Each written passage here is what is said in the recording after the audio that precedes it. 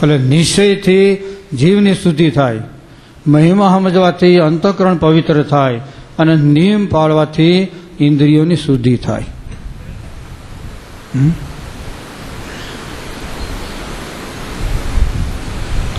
માટે સ્વામીએ લખ્યું કે જેને પોતાના જીવને બળવાન કરવો હોય એને ભગવાનના ભક્તનું મહાત્મ્ય અને સેવામાં શ્રદ્ધા,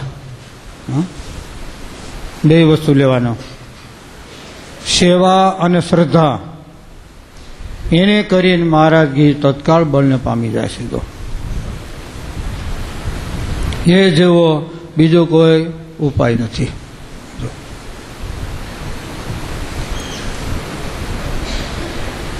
એટલે સ્વામીએ બે વસ્તુ ઉપાસના અને સાધન આ બેને મિશ્રણ કર્યા. સમજો, ઘી, લોટ અને ખાંડ ત્રણ હોય ને તો લાડવો કહેવાય. બાકી એક વસ્તુ ન હોય તો શીતળા માતાની કુલર હમણાં ગઈ ને કે નહીં? આજે છે.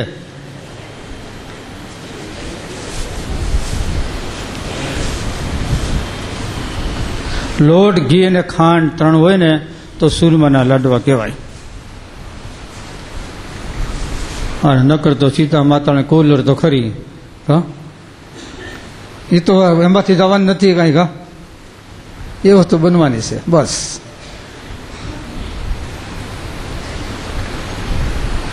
જે પુરુષના આશીર્વાદ થકી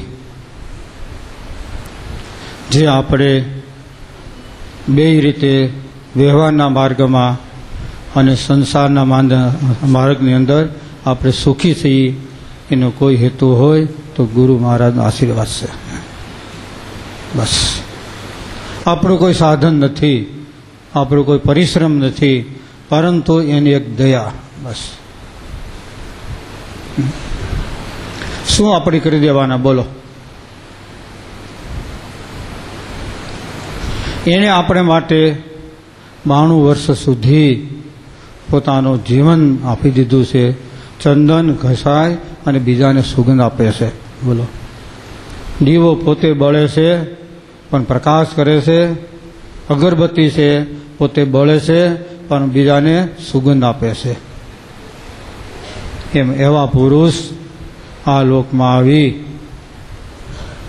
પોતાને ગમે એવું શરીર ભૌતિક જે હોય કષ્ટ એ ગણ્યું નથી, પરંતુ આપણા જેવા પામર સ્વામી કે ધાનના ખાનારા ધનેડા એવા લખ્યા છે. સાક્ષાત સવિતામાં 3જા ભાગમાં લખ્યું ધાનના ખાનારા ધનેડા.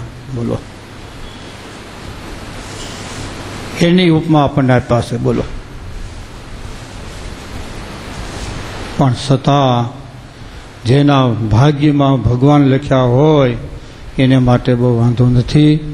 એમ આપણા ભાગ્યની અંદર આ વસ્તુ લખાણી હતી તો સામેથી મઠમાં ગઈ તોય પણ ત્યાં કોઈ રાખ્યા નહીં. એટલે આપણા ભાગ્યની છે બસ. આજ દિન સુધી હજારે ભવિષ્યની અંદર જેટલી આપણે એની આજ્ઞા નિયમ પડે એટલો આપણે એના ભાગ્યશાળી આપણે સહી. એનો આપણા પર હાથ છે. હાલા ભક્તજનો, આ પ્રસંગની અંદરથી આપણે લેવાનું છે બસ. જેની કૃપા થકી આપણે સુખી થઈ અને વધારે સુખી થાય બસ. આશીર્વાદ એ વસ્તુ તો જોઈ અને એને આધારે બધા છે. જો મર્યાદા પુરુષોત્તમ રામ ભગવાન એને પણ આશીર્વાદ લીધા. કૃષ્ણ પરમાત્મા ભગવાન સ્વામિનારાયણે એને પણ દરેક પાસેથી આશીર્વાદ લીધા. ગુરુ રામાન સ્વામી, સૂર્યનારાયણ, ચંદ્ર, શંકર દાદા જોયું ને. હા, ભોળાનાથ છે ને, થોડું કરો ને તોય રાજી થઈ જાય. ભોળાનાથ તો બહુ ભોળા રહ્યા. બીજાને રીઝવવા કરતા ભોળાનાથ છે ને એ જલ્દી રીઝાઈ જાય. ભોળા રહ્યા ને એટલે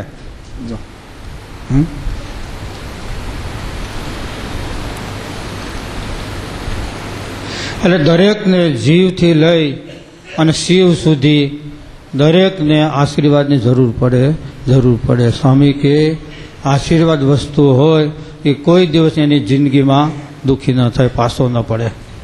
મોક્ષના માર્ગમાં અને વ્યવહારના માર્ગમાં ગમે ત્યાં હોય ને, પીછેહટ ન કરે, આગે કુશ. આ આશીર્વાદનું પ્રતીક છે. જો જેણે જેણે જે સમયની અંદર જેણે આશીર્વાદ લીધા છે એના તમારું જીવન જુઓ ઉજ્જવળ. સડતી કળા, બીજનો ચંદ્રમા,